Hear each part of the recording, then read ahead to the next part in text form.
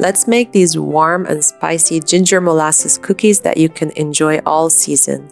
We start with softened butter, 170 grams, and I add to it 300 grams of brown sugar and mix. You really want to mix it a lot until it's creamed. Then add 2 eggs, 1 teaspoon vanilla. I like to stop in the middle and push down the sides of the bowl if you're using a stand mixer. We're going to add next 160 grams of molasses, 2 teaspoons apple cider vinegar.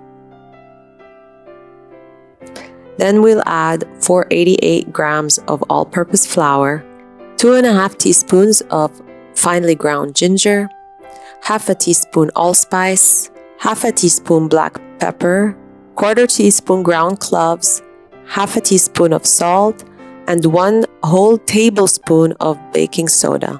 Don't forget, it's a tablespoon, not a teaspoon of baking soda. Mix all those dry ingredients into your mixture. And here, we're not going to mix too long. As soon as it comes together, that's it.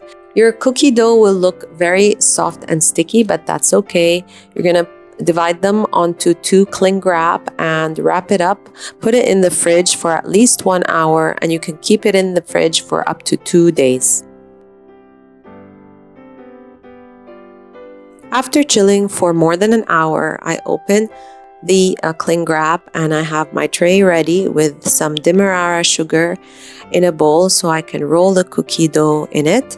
My oven is also preheated to 170 degrees Celsius.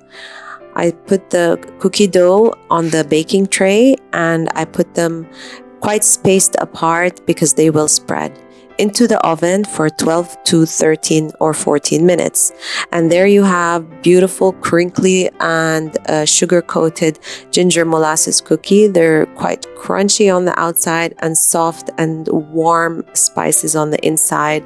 I hope you love it.